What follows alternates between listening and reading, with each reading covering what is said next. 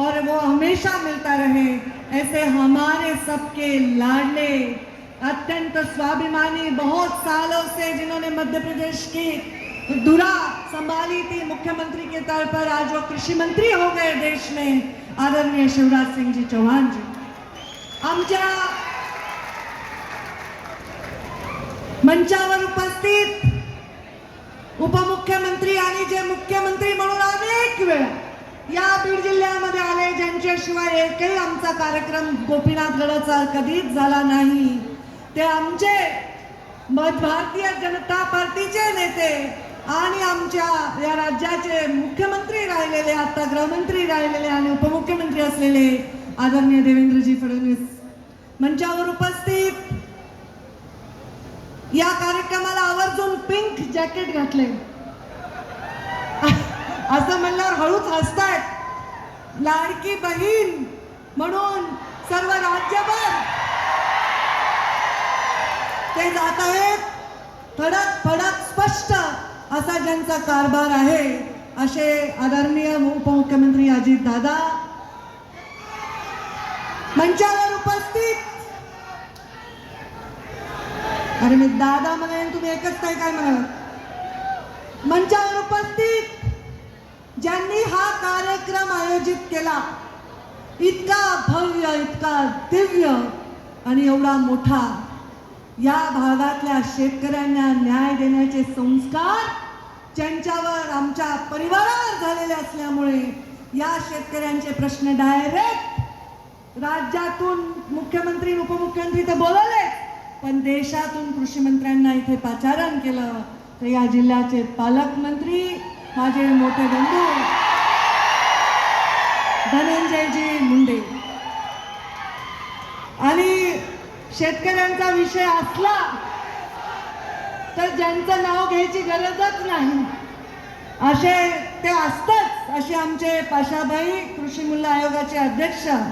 मंचावर उपस्थित आमदार प्रकाश दादा, आमदार सुरेश अंडादस, आमदार बाळासाहेब आजबे, आमदार नमिता मुंदडा, आमदार विक्रम काळे, जिल्हाधिकारी अविनाश पाठक, सीईओ जिल्हा परिषद संगीता पाटील, मंचावर उपस्थित सर्व या विभागाचे अधिकारी आणि समोर मोठ्या संख्येने उपस्थित असलेले, या कार्यक्रमामधून काहीतरी आपल्याला सरकार देणार आहे अशा भावनेने आलेले, सकारात्मक भावनेने आलेले सर्व वडीलधारी शेतकरी मंडळी, माझ्या माता भगिनी आणि उत्साही युवा बांधवांना मी फार वेळ घेणार नाही, कारण नावांमध्येच अर्धा वेळ गेलेला आहे।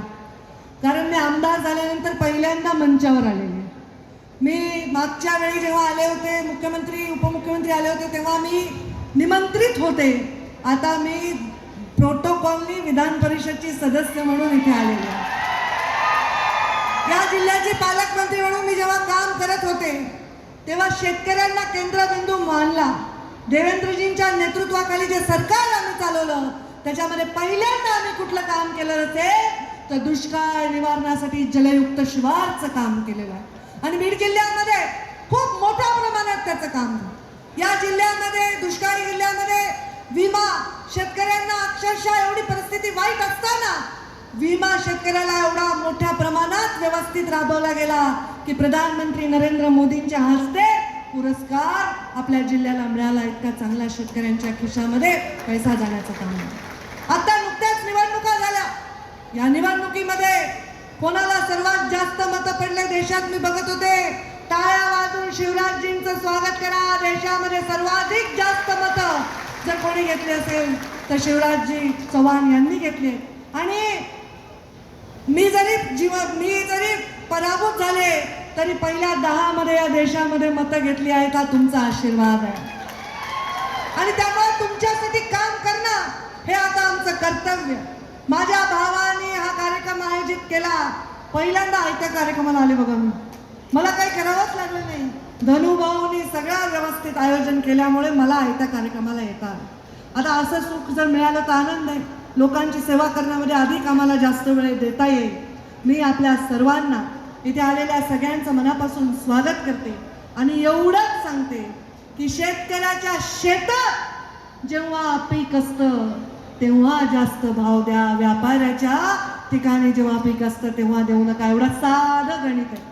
खूप रस्ते केले, खूप विकास केला, खूप योजना राबवल्या, लाडकी बहीण सारखी योजना राबवली, लाडकी बहीण मध्ये महिलांना ताकद देण्याचं काम केलं. त्याचे सुद्धा जनक कोणी असेल तर शिवराजजी चव्हाण आहेत. मध्य प्रदेशमध्ये ती योजना राबवली. टाळ्या वाजवून त्यांचं स्वागत करा.